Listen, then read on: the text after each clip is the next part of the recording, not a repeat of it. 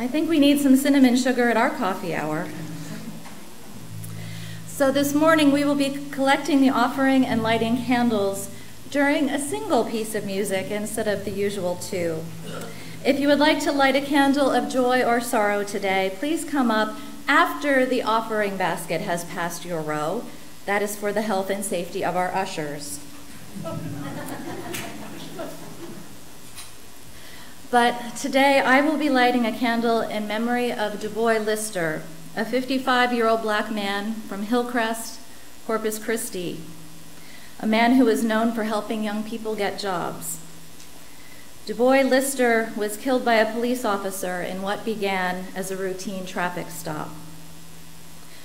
This has been happening all too much in our nation, and now it has happened in our backyard. This isn't normal. This isn't okay. Police interaction should not be more deadly for one group of people than it is for any other. Our system is broken. Our system is killing people. Please pay attention. Du Bois Lister's life mattered.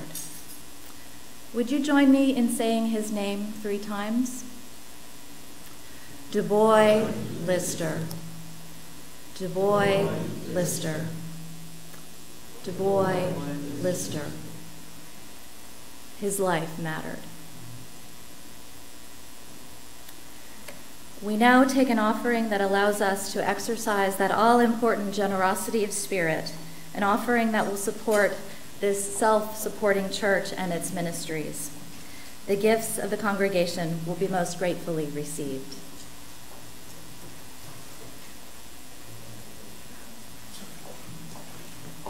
You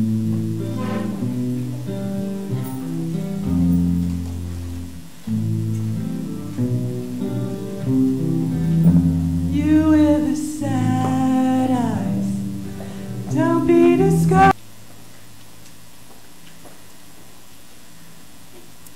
The keynote address that is serving as our sermon today was presented in March 2015 at a conference honoring the 50th anniversary of the Selma Voting Rights Campaign, commemorating a time in which scores of UU ministers and lay people answered Dr. King's call to Selma to participate in a march from Selma to Birmingham, a march that had been violently thwarted several times by local law enforcement and other brutal white people. By the end of the march, Unitarian Universalism suffered the loss of 2 murdered martyrs, the Reverend James Reeb and a congregant from New York and mother of 4 young children, Viola Liuzzo. 5 months after the attack on Selma's marchers, President Johnson signed the Voting Rights Act. Hundreds of thousands of previously excluded African Americans immediately registered to vote. This video begins with a brief introduction of the keynote speaker, the Reverend Dr. Mark Morrison Reed.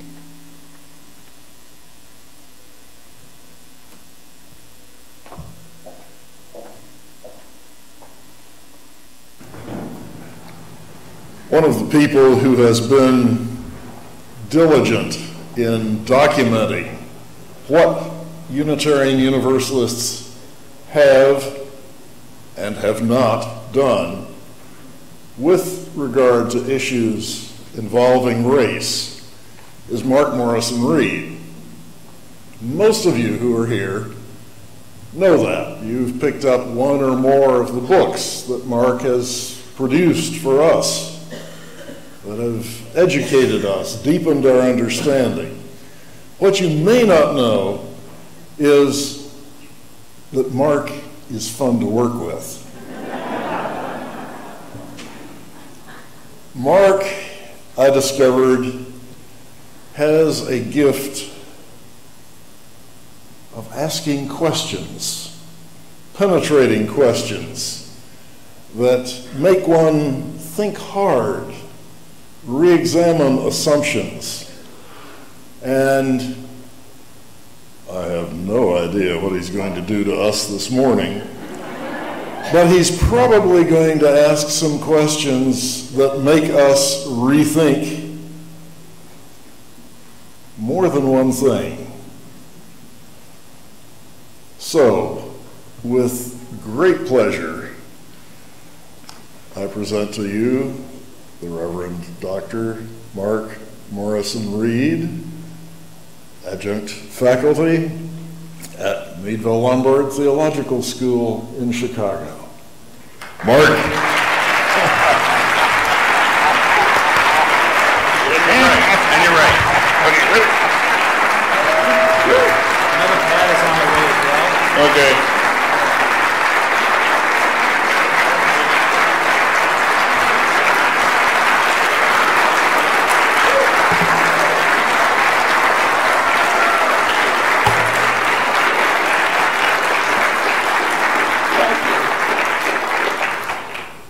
Wow, thank you, thank you.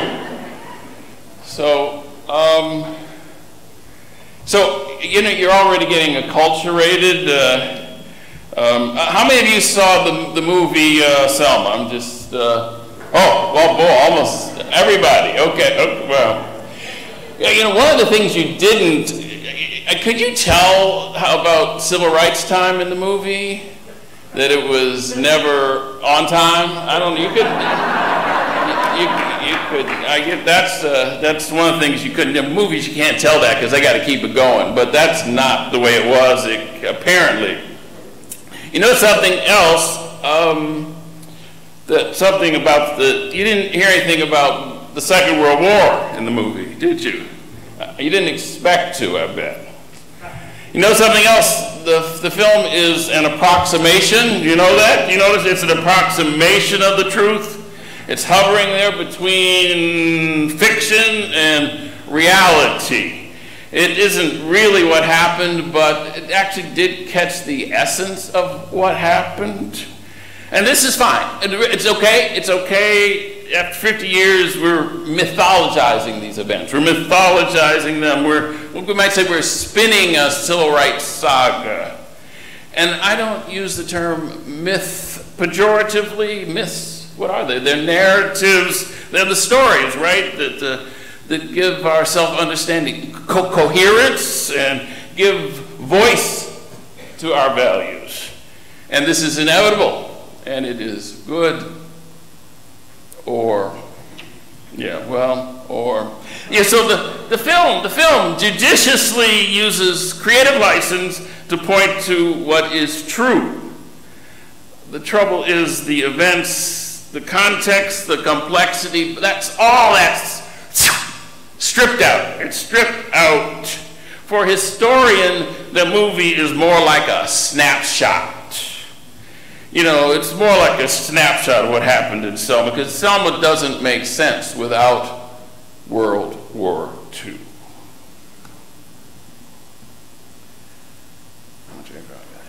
So, my Uncle Lloyd, he enlisted, was in his last year of college. He trained in Utah. He was sent to Camp Lee, Virginia. He ended up in Elgin Field, Florida. There, segregation was enforced. Colored soldiers were barred from the movie theater and the PX, but guess not who? The German POWs. Yeah. His unit, the 1898 Aviation Engineering Battalion, landed in southern Italy, began building airfields. Uncle Lloyd saw the colored 366 Infantry Regiment. That's the first all-Negro regular Army unit commanded by only Negro officers. They saw, of course, the Nisei 442, 422nd, Japanese Americans, right? Made of second generation, and the most decorated force of any in the Army. And to their amazement, the Brazilian troops. You know why the Brazilian troops were amazing? They were completely integrated. The USO, right? The USO, the United Service Organization, which provided R&R for the troops that were supposed to, refused to serve Negroes. Uncle Lloyd's buddies simply went to the British equivalent. Indeed, outside the USO, Lloyd didn't encounter discrimination in Italy. He wrote home to my grandmother, his mother, over here, it's good for a change There is no obvious racial prejudice from the Italians. They could not afford it now. And there is none from the white troops around. This is a relief after the bigotry in the States, particularly where we come from. That was Washington, D.C. So I listened to my Uncle Lloyd's stories, and I learned, yet there was much I didn't know, and less, even less, than I understood. So, what did I know? I knew that during World War II, the U.S. Army was segregated, but I didn't understand that over 900,000 black GIs were usually consigned to serve as stevedores, laborers, cooks. I knew about the Tuskegee Airmen. I knew about the Nisei 42nd, but not about the half a million Mexican Americans, or the 100,000 Bacerios brought from Mexico to grow and harvest the crops the U.S. needed.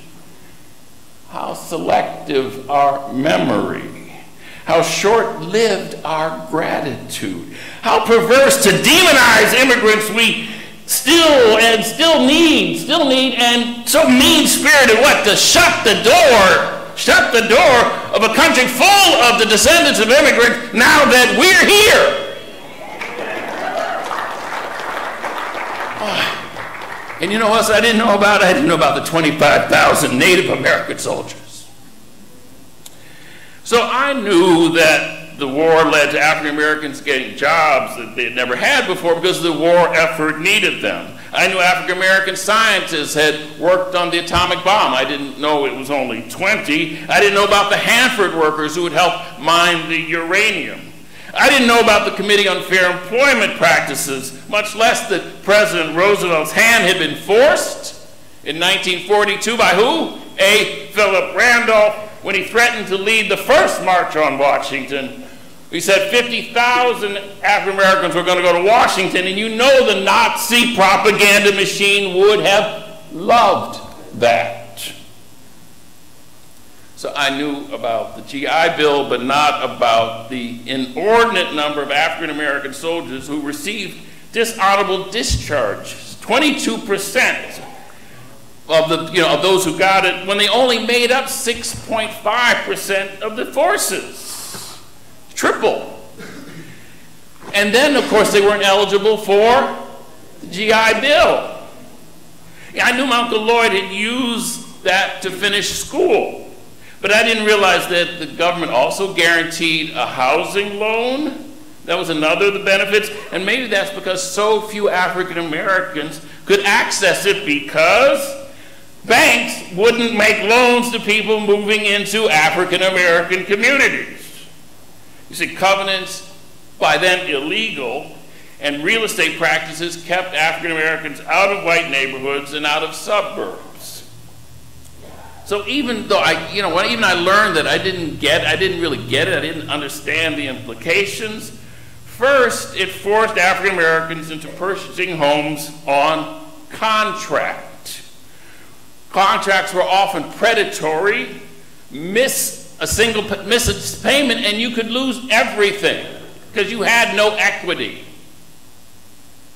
Second, loans determined what? They determined, not getting one, determined what neighborhood you could live in, and therefore what schools your children attended. So if you want one explanation of the enduring income gap between black and white, you can start there. Racism. That was and is built into this system gave an additional boost to white Americans in their accrual of wealth and educational advantage.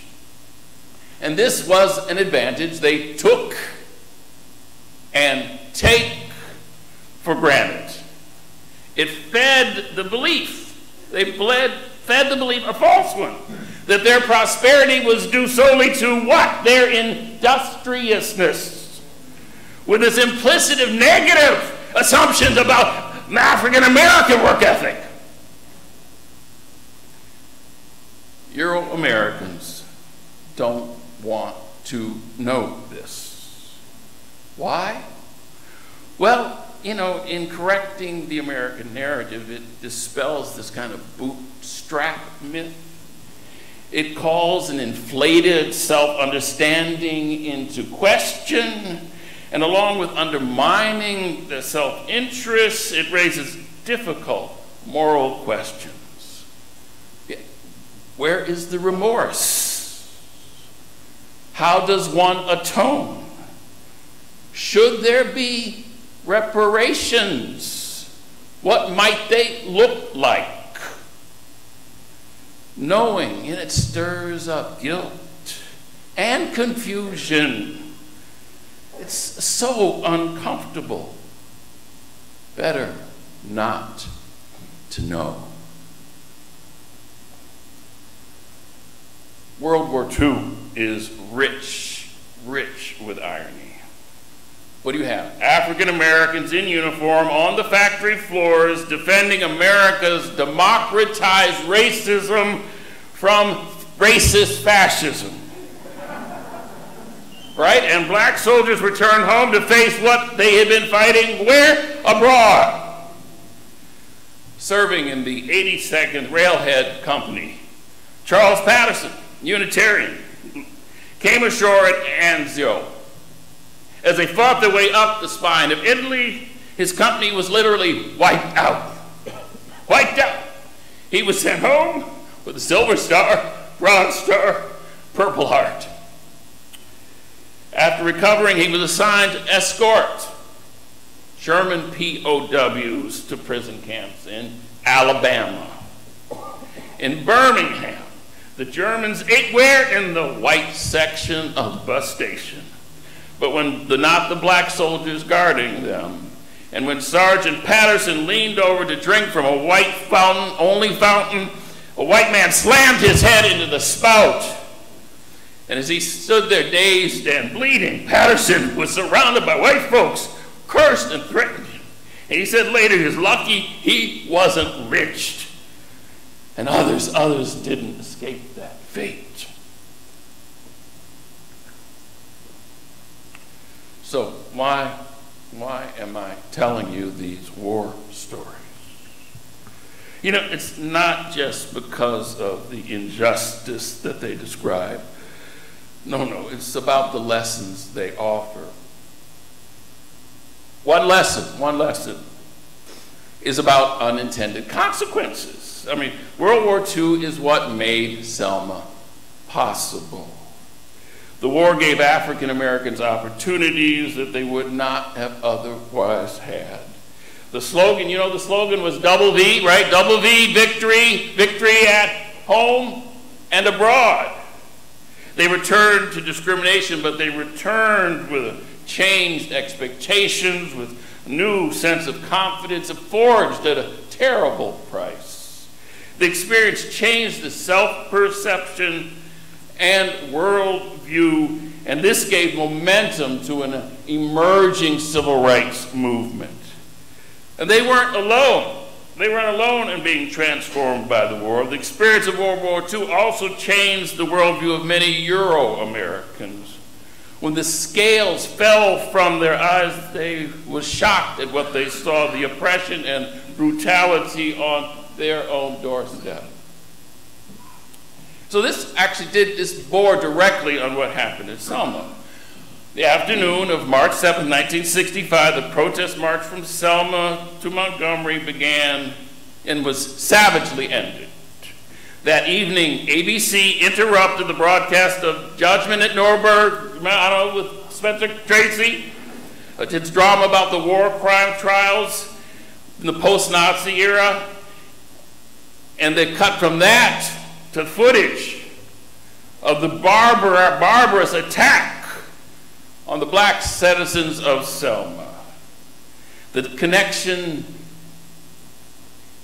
couldn't be missed. Couldn't be missed. Ethel Gorman, president of the Unitarian Church of Birmingham, recalled that 2 days later in a meeting, before we got down to business, we expressed our horror at the scenes in Selma, which we had seen on TV. We felt shame for our state as well as pity for the victims and fear because law enforcement officers acted like Nazi stormtroopers. Carl, you need Carl Ulrich. Where's Carl? Put your hand to Carl. There he is. Carl Ulrich was the minister of Louisville at this point, Kentucky. This is what he wrote to his brother. The tactic, the white power structure of there is to instill fear in the heart of the Negroes. And this has been the tactic for the last 100 years. And we in the rest of the country have just ignored it. But after it was so vividly shown to us, when everyone saw it clearly on TV, and with the temper of the country, it was almost impossible to ignore. It's hard to believe, but the fact is, in America, there is a police state, and the troopers are not there to protect the Negro. 3 days after Bloody Sunday, a minister from Long Island stood at the Selma Wall facing a phalanx of police and had to keep telling himself because he couldn't believe it. This is the USA. This is the USA. One white Alabaman would later compare the white Southerners to the majority of Germans who were good Germans during the Holocaust. You know, you couldn't help but make the connection. I mean, March 1965, the 20th anniversary of the end of the war was at hand. The trauma of the war years had touched literally every adult and was easily evoked. They remembered the sacrifices made, and many were aware of the consequences of inaction in the face of tyranny. In forcing people into new and unfamiliar situations, the war disrupted the status quo. Whether it was women working in the factories or men fighting, everyone endured change, suffered loss, defending what their values, and many were transformed. Nonetheless, most white Americans fancifully hoped that things would return to normal. That is how they had been, but not African Americans. You know, there was no going back. The protest of the brave citizens of Selma only makes sense when it is understood as a consequence of the Second World War.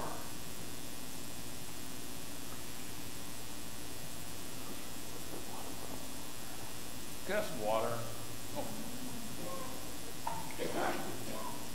Other. Thank you.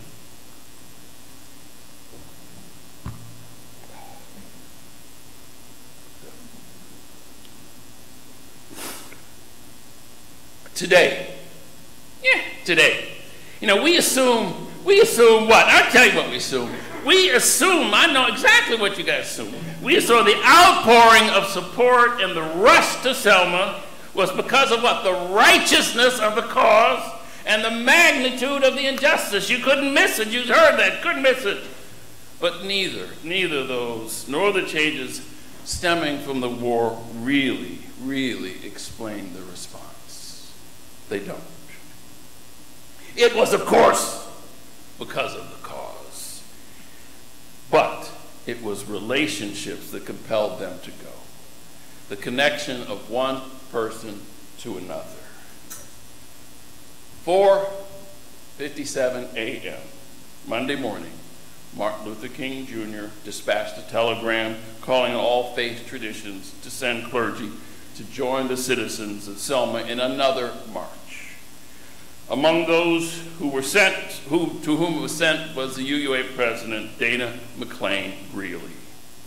And among those who responded were James Reed, Olaf Miller, Clark Olson. Actually, you guys stand up. Right. Who was that? Bill, stand up. Orloff, Dick Gilbert, Dick Leonard. Who else is here? Jim Hobart, Clark Olson, Ken McLean. Who else is here? Carl, come on, Carl, stand up. Those of you, stand up, please.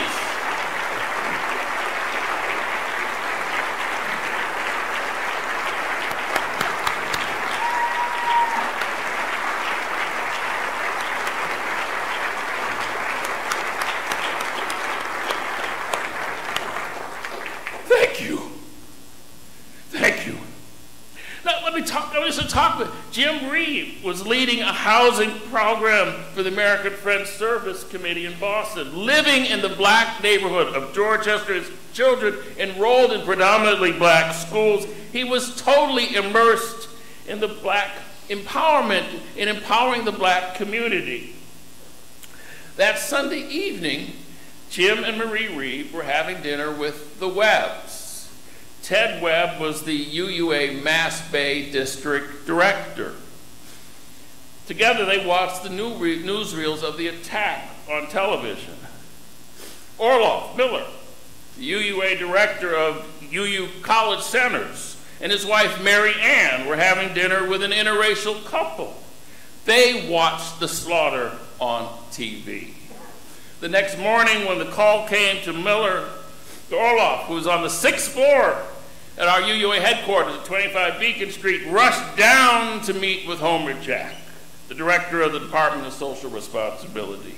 Homer handed Orloff the telegram. In the margin, Dana Greeley had written, see if Homer would send out the alert to get some of our men to go and tell Webb.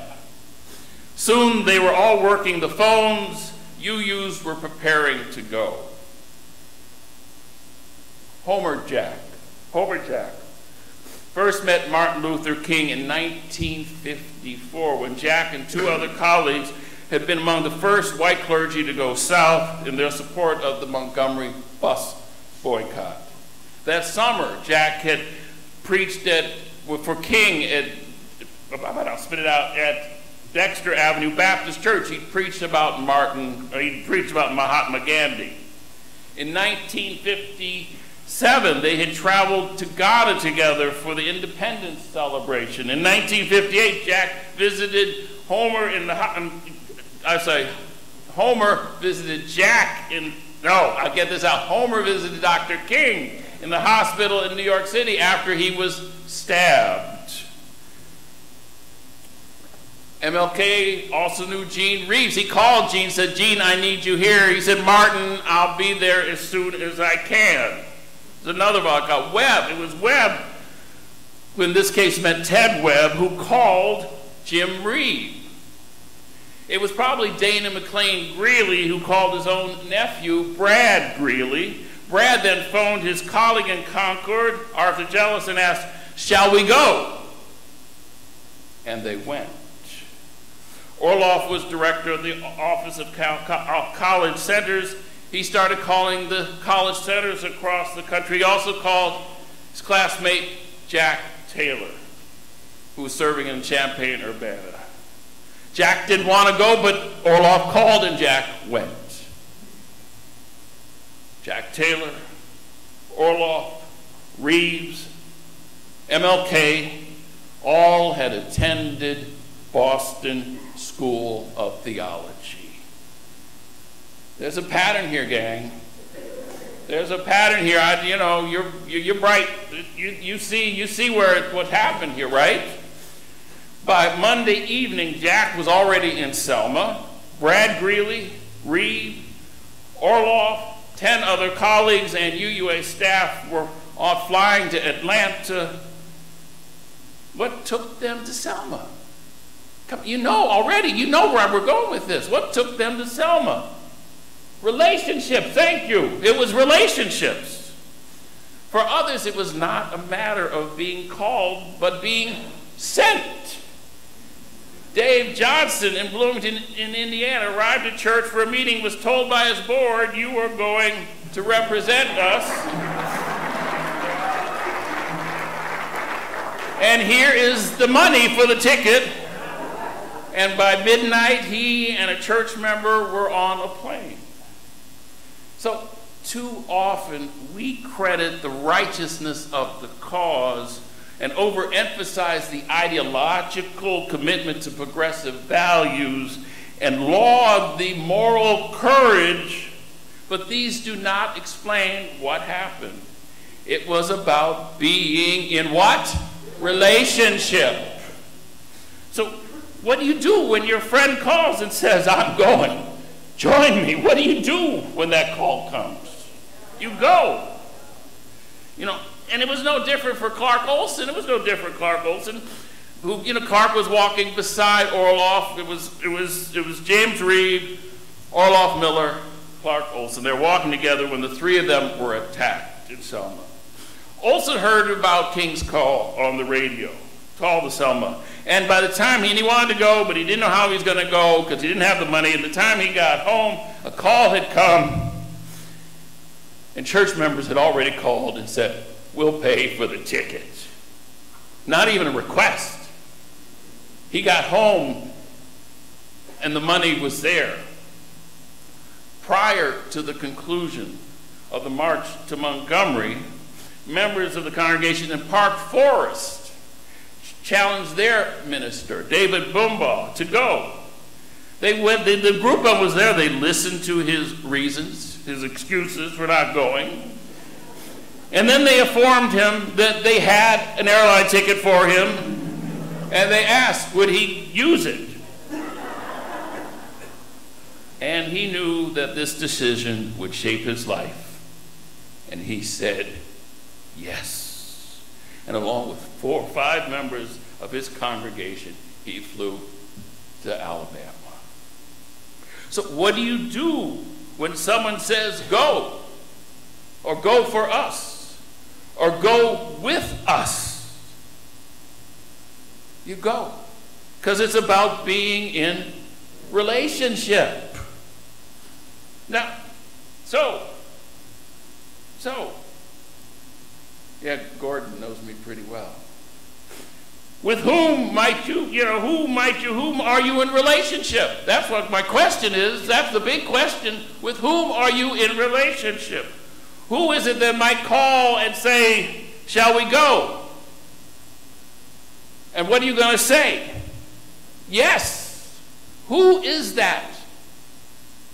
So I will tell you something else about the many who went to Selma for that second attempt, and for subsequently to go across the William Pettus Bridge.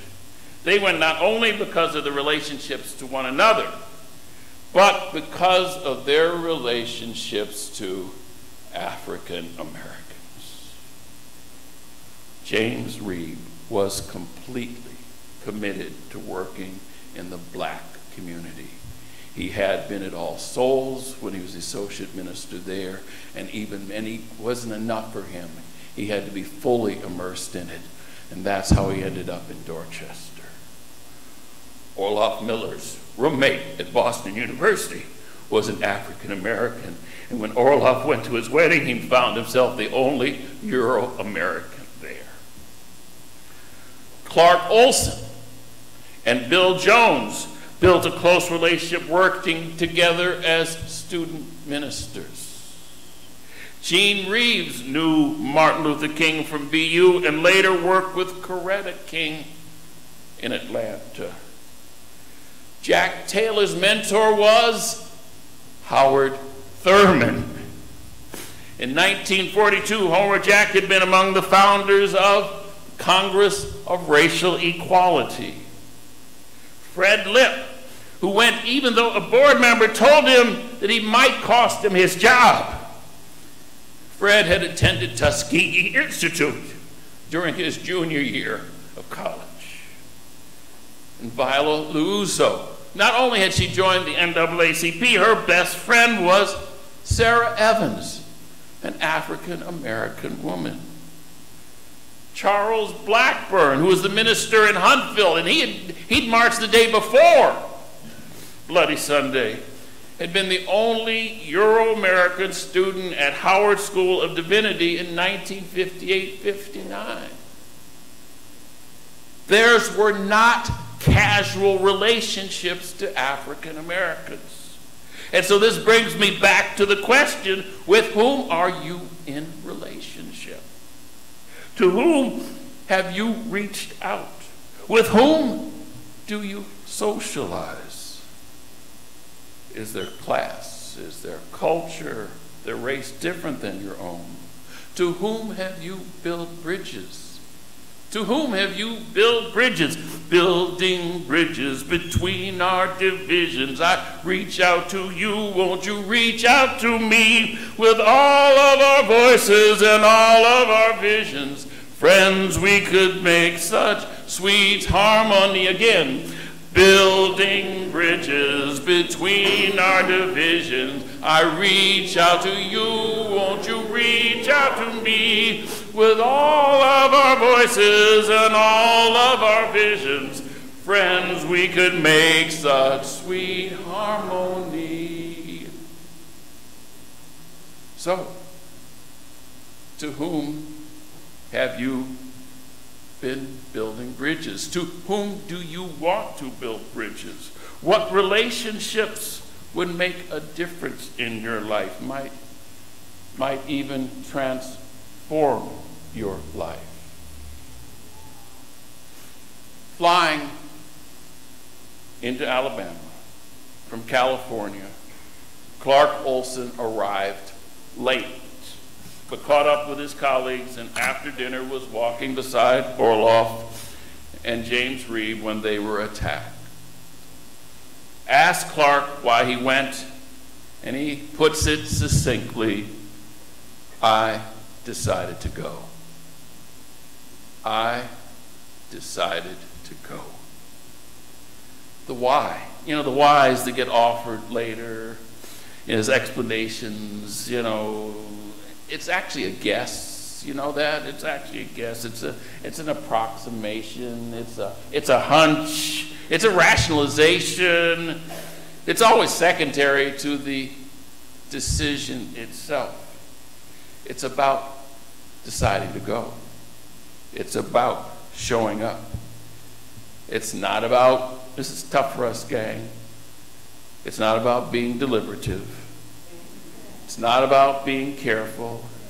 It's not about being rational. No. It's about feeling compelled. It's about feeling, gang. It's not about our minds. It's about our feelings. It's tough for us. It's not our tradition. You know, it's not our tradition. But that's what drives us to our greatness. It's about feeling compelled. You know, I don't know. I cannot know, you know, what for you, what's pressing for you? What's pressing for your congregation? I don't know. Is it voter suppression? Is it the environment? Is it disability rights? State-sanctioned violence like against the unarmed, like Michael Brown and Eric Gardner, or the slayings of officers Liu and Ramos? Yes.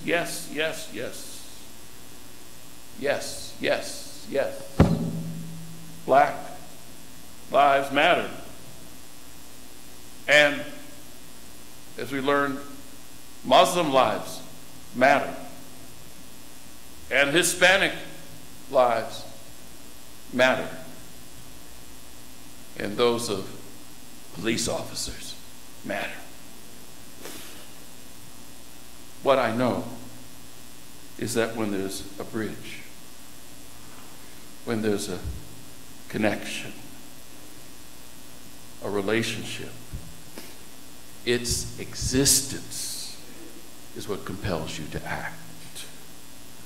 Without it, the pull is yet to remain an observer, outraged, distressed, but still probably more gesticulate rather than act. Now, I cannot know when another situation like Selma will arise again. We can't, none of you know when that's going to happen. But I can give you the names of a dozen UUs who helped found NAACP chapters of the Urban League, chapters of CORE. In the South, they started Human Relation Council. I mean, we inordinately number, we helped found organizations like that. And I can tell you the numbers of another dozen or more who are on the local boards. And I already mentioned the personal ties to many of those who went to Selma to black folks. Whether institutional or personal, they were in relationship to African Americans. That bridge was there, and when the time came, it was easy, if scary, to go. So I'm back to the question. You know what the question is. With whom are you in relationship? Or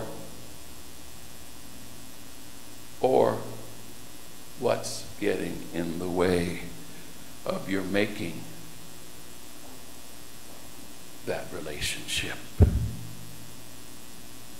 No, it takes a little courage. It takes a little courage to step out of our comfort zones. You know, because, hell, we've built them into fortresses. It takes some courage because, if we're honest, the unknown is scary. Thank you. Yes.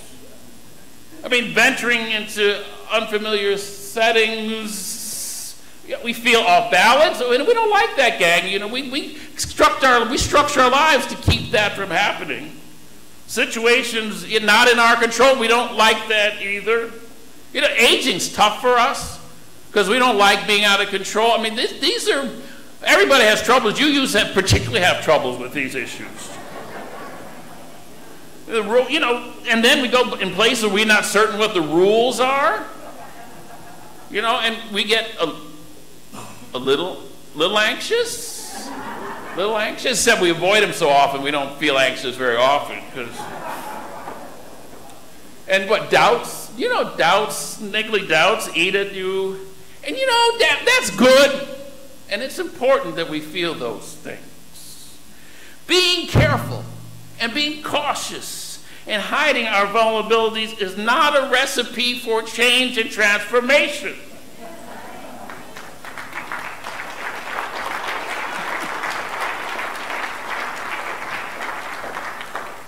What are we here for? What are we here? Some already said we're not here for a celebration. We're here to reconsecrate ourselves. But transformation, you must, to be transformed, to recommit ourselves, right? To consecrate ourselves, you have to commit and engage. And then let the awkwardness and the anxiety and the relationship reach in and change you. You know, you can turn difference into dialogue, confusion into understanding, distance into camaraderie, but you have to stop making excuses and engage. You can do this. And you can do this. Right, Rob? We know we can do this. Because what do you guys have? What do you have? You have beloved community. That's why you're here. That's what brought you together. That's what you have beloved community. What does beloved community do? Well, the community is a resource. The feelings of reluctance, that sense of vulnerability, the doubts and dilemmas you will face, and the ways you'll get wounded, and I can guarantee you will be wounded in doing this work, but these can be transformed, and they become ways of healing yourselves and your community and the world. But, with whom are you in relationship? A relationship that would compel you to take risk.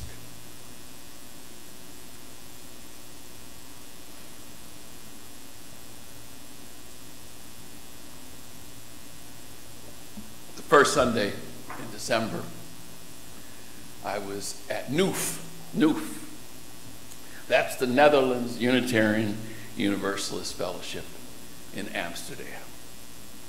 During the sharing of joys and concerns, Bill, an older Euro-American male, got up and lit a candle for Ferguson and Michael Brown. I was touched. I was surprised. When I told him so after the service, he said, "My 3 grandsons are black."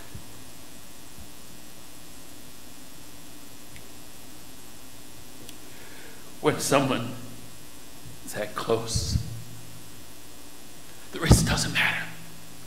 The risk no longer matters. They mean nothing. You know, in the context of relationship, it's not even secondary. When the other is your brother, your sister, your friend, your grandson, you're compelled to act. And the thing is, the wider your circle of friends, the more often that's going to happen to you. That's the reality. The wider, the more engaged you are in life and with people, the more often that's going to happen. Why? Because we care. So, I come back. I ask you, with whom are you in relationship?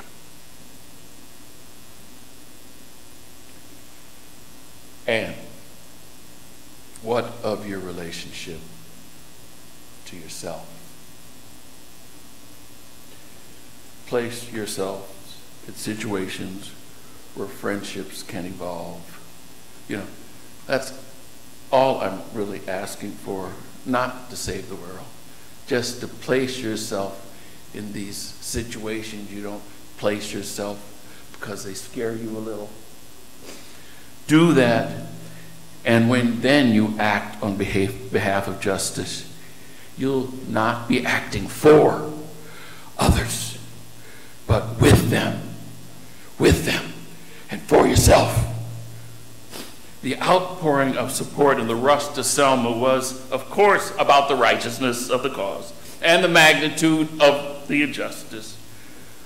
But more important was what preceded the moment of decision.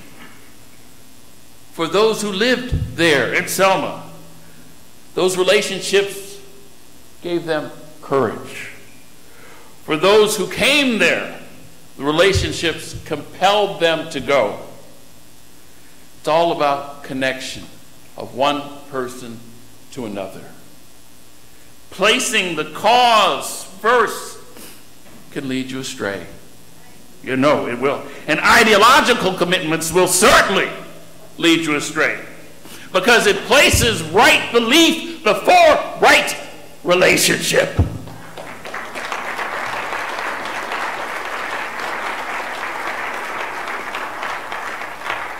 No, not by any means necessary.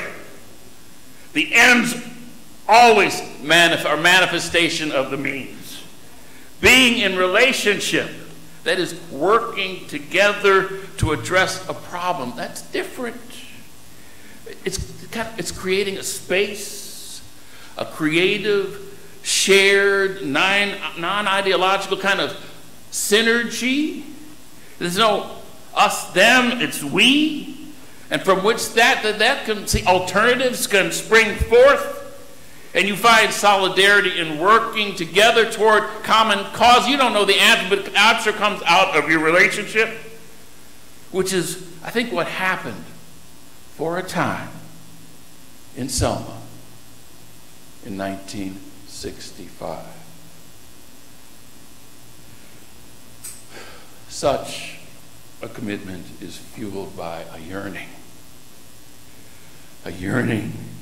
for meaning in our lives, or if I turn that around, our need to make meaning of our lives. Make meaning of our lives. Conscience urges us, for we've dreamt of better days, a more just tomorrow, and we still dream.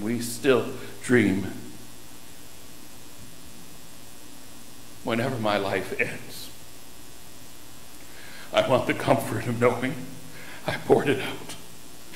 I poured it out for the values I hold dear and for the people I love. It's all I need to know when my days end. You know, what is this about? It's about being in love. It's about being in love with one another. Yes, and with oneself too, and with this world to which we are wed. It's about being in love. That's all we're talking about. Because once we're in love, what do? You take any risk necessary. You know, that's what living fully and deeply and with integrity demands. That's what it demands. Not just standing on the side, but being compelled and consumed by love. Consumed by love.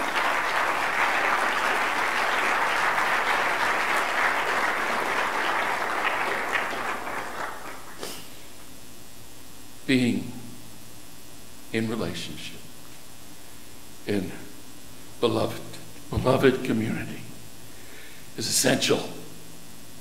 For alone our vision is too narrow to see all that must be seen, and our strength too limited to do all that must be done.